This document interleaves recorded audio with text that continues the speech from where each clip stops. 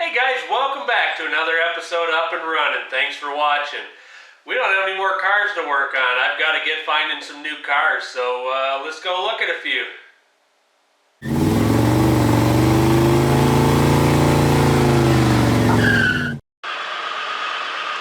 Alright guys, we're off this morning to go look at a couple of cars. I'm going to let them be a surprise, so when you see them, you'll find out. So hope you enjoy it. Here we go.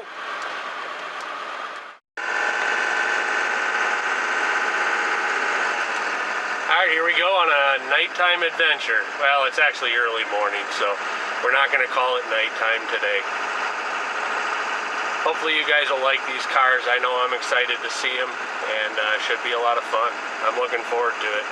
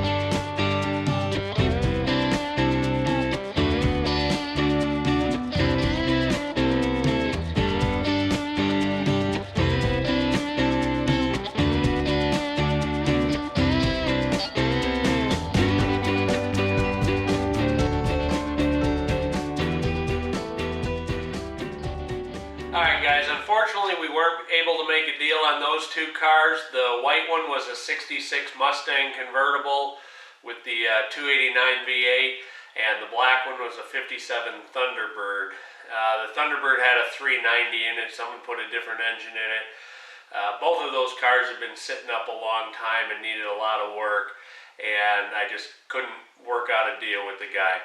I did want to tell you guys about something though that I found interesting about that particular deal. It's a scam that I've heard of in the past, and I don't think this deal was a scam, but it had that feeling, and you'll understand what I'm talking about in a second. When I got there, the house was empty. There was a for sale sign in the yard. The guy told me the house had just been sold, and that's why he had to get the cars out. The cars were the only pieces of property of his left at that house. And what he told me was, oh, I've got the porthole top for the Thunderbird at my new house, so we'd have to drive over there. And so what they try to do is they try to get you to work out a deal, get them the money. You have to drive to a different location to pick up the title or the top, or whatever the case may be. And then you go back to that address or that location where you looked at the cars, and you either have a bogus title or you still don't have a title. They tell you, oh, I forgot the title's at the house yet, so we got to drive back over there. And then he disappears on the way over there, and you roll the garage door up, and the cars are gone as well, and he's got all your money. So just something to think about when you're out looking at cars. There's lots of different scams out there, and so you've always got to be thinking about that type of thing. So hopefully that helped, and let's go take a look at another car.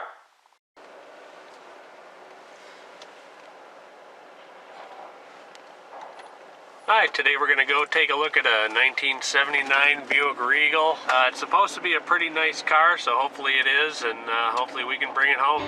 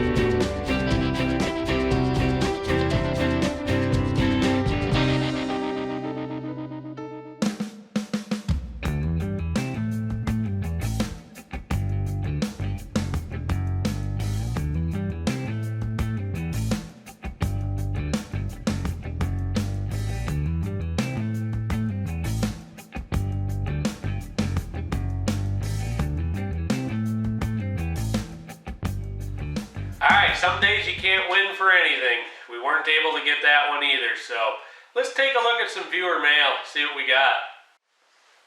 Alright guys, it's time for our first segment of viewer mail.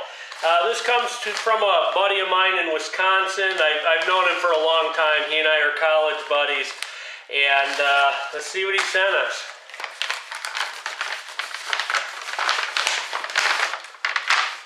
It's a belt tensioner. I know what this is. He and I have talked about this in the past. I can actually remember when he got this. Basically what this is, if I can get it out of the bag, you put this portion of it between two pulleys on an engine, like, you know, between a crank and a power steering pump or an alternator or, you know, something like that.